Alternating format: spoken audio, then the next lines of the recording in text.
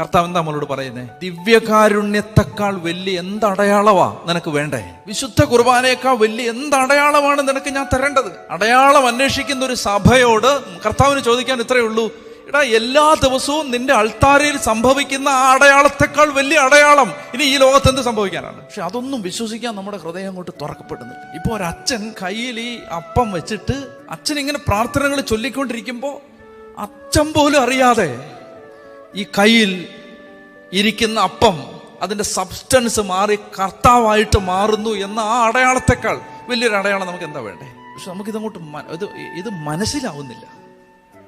Intelligible ആണ്, പക്ഷേ ഗ്രഹിക്കുന്നില്ല. മനസ്സിലാവുന്നുണ്ട്, ഗ്രഹിക്കുന്നില്ല.